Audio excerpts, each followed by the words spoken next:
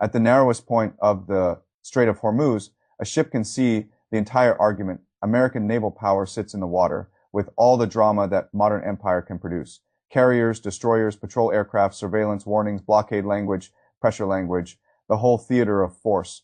And then moving through that same corridor comes the other reality. A waterway about 21 miles wide, energy from half the Gulf, squeezed through a passage geography gave to Iran, and history made central a toll point, a bargaining point, a structural point.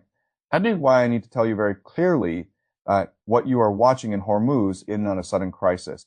It is not a misunderstanding. It is not some accidental side effect of bombs falling on Iranian soil. What you are watching is the visible surface of a strategic design that was built layer by layer for roughly a decade, and most of the Western commentary still does not have the framework to describe what it is looking at. The headlines are obsessed with the most theatrical pieces of the story. They look at the aircraft carriers, they look at the airstrikes, they look at the blockade claims, they look at ships turning around, and then they draw the lazy conclusion that the stronger military actor must still be in control of the board. That is the old way of reading power. It is linear. More force, more pain, more pressure, therefore more control. But geopolitics does not always move in straight lines.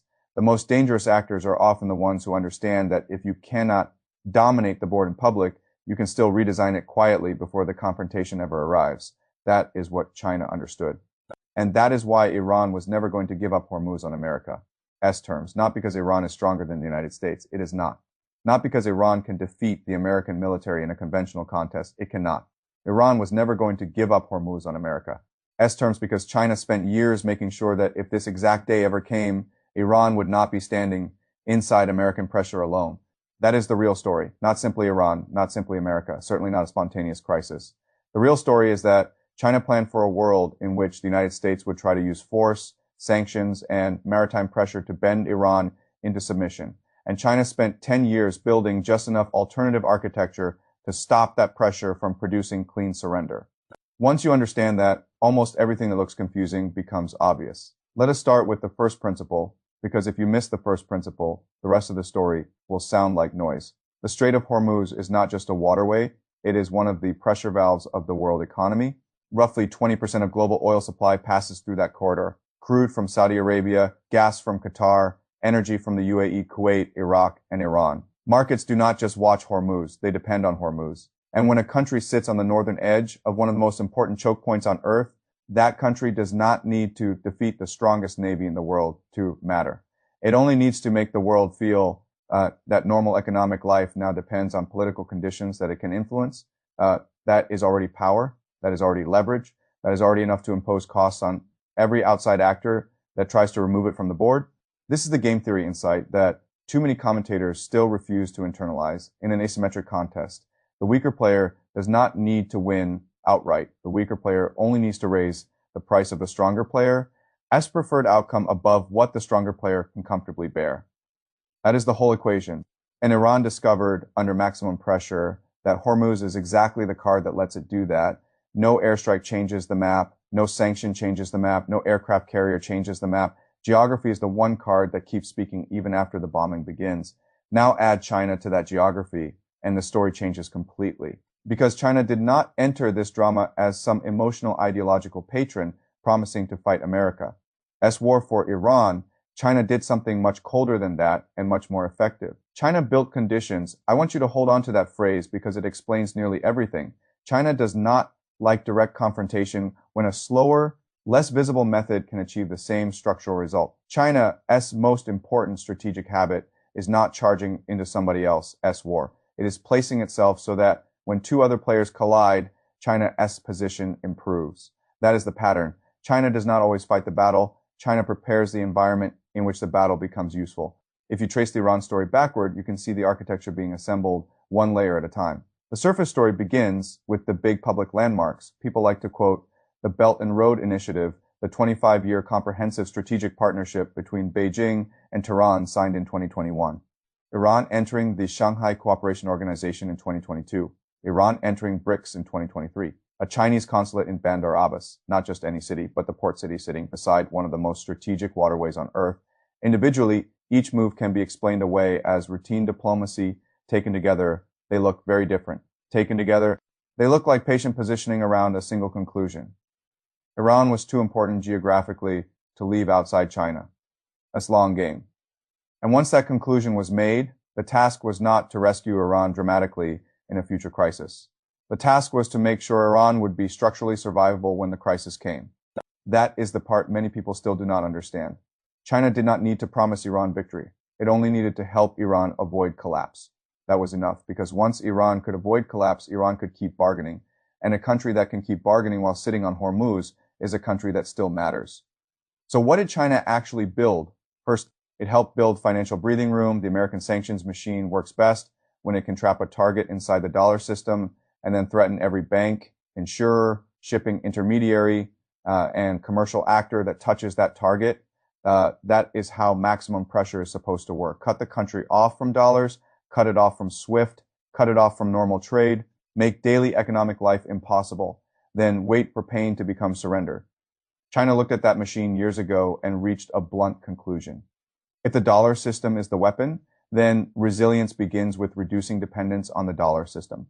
So Chinese entities built channels for buying Iranian oil in yuan rather than dollars, parallel banking relationships, second, tier institutions with lower exposure to American enforcement, payment routes that allowed revenue to keep moving, even when Washington's official goal was to squeeze Iranian exports towards zero. That did not make Iran rich. It made Iran breathable. And in geopolitical contests, breathing is everything. Second, China built the logistics of invisibility. The so-called dark fleet did not emerge overnight. Shadow shipping networks take time to normalize, tankers running with transponders off, ship transfers in international waters. Cargoes blended, relabeled, rerouted, paper trails saying Malaysia while molecules say Iran. Refineries willing to process politically inconvenient crude, ownership structures so layered and fragmented that legal accountability arrives after the cargo is already unloaded. None of this is improvisation. This is repetition. This is habit. This is what it looks like when a sanctions target is quietly wired into an alternative commercial ecosystem over a long period of time. Official records can say one thing, physical reality can say another. And the gap between official paperwork and actual trade is where strategic endurance lives. Third, China accumulated time. That is what strategic reserves really are. Stored time. When oil markets panic, when shipping routes become dangerous, when the world begins counting how many weeks of supply are left, the actor with larger reserves is not just holding barrels, it is holding decision, making freedom. China spent years accumulating discounted sanctioned energy from places the West wanted isolated, Iran, Russia.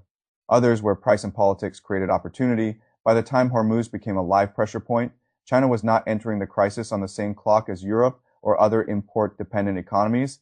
That matters enormously, because a state with stored time can afford patience, and patience is what transforms pressure from decisive into manageable. This is why so much Western analysis gets the Iran story wrong. It confuses damage with defeat.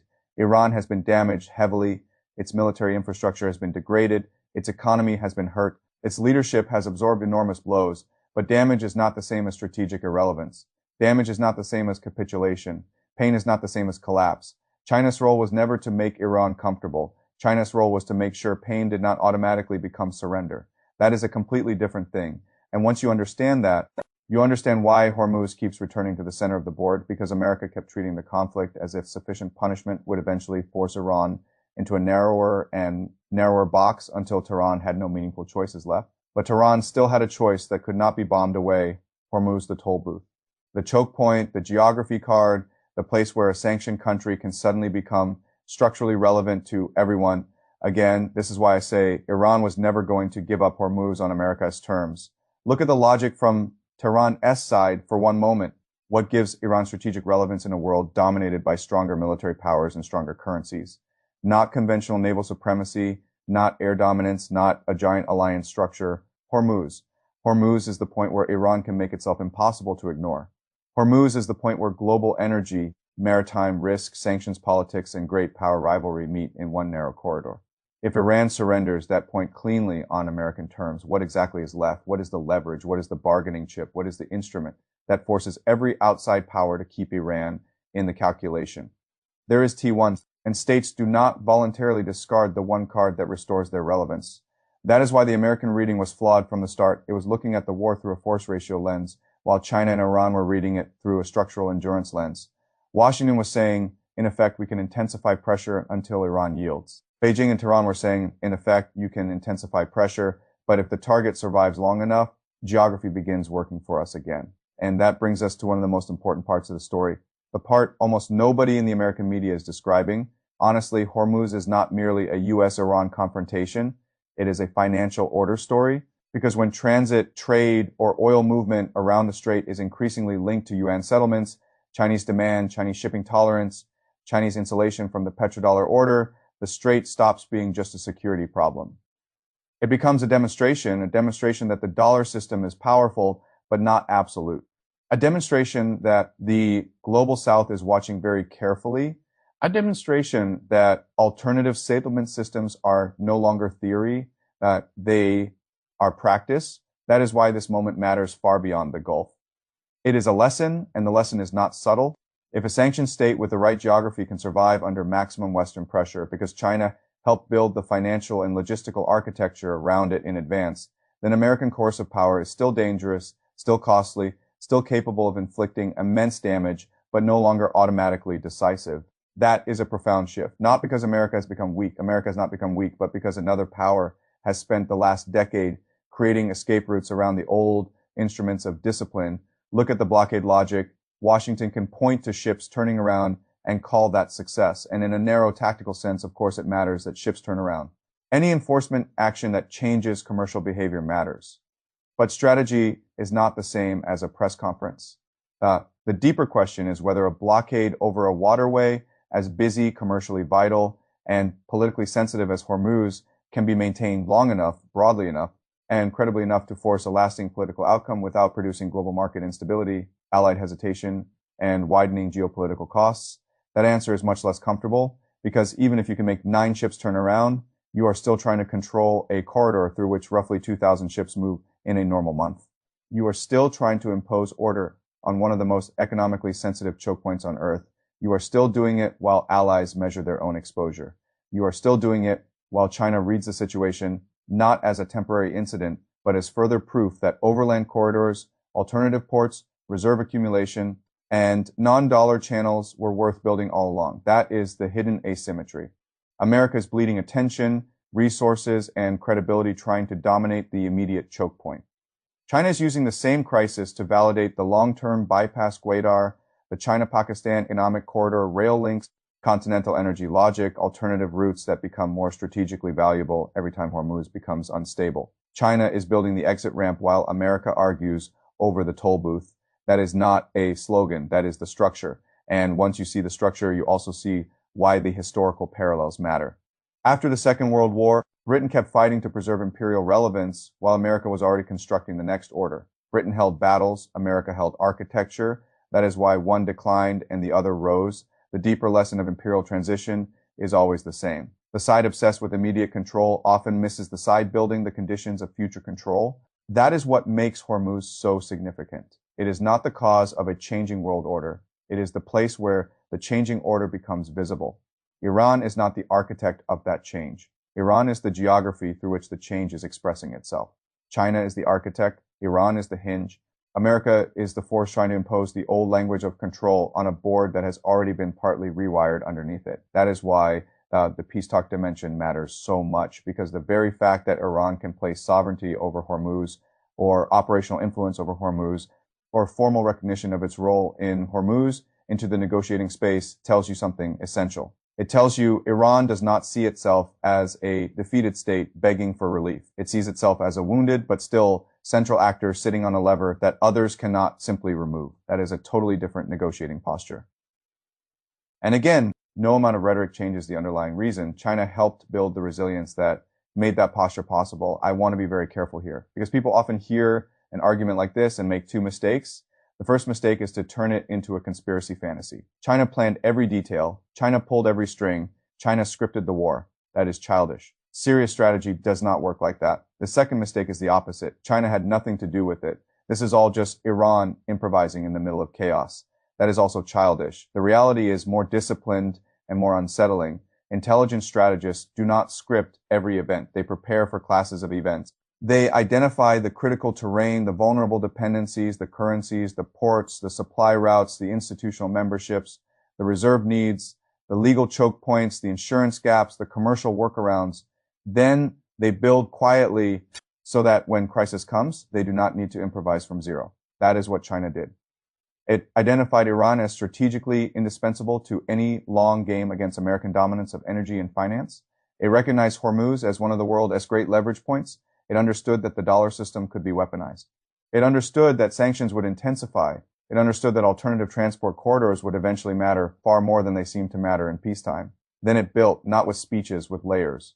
And those layers are why the American policy community keeps getting surprised by outcomes that were actually structurally predictable. Because Washington keeps evaluating Iran in isolation, but Iran is not isolated in the way the old model assumes. It is sanctioned, it is pressured, it is damaged, but it is not structurally alone.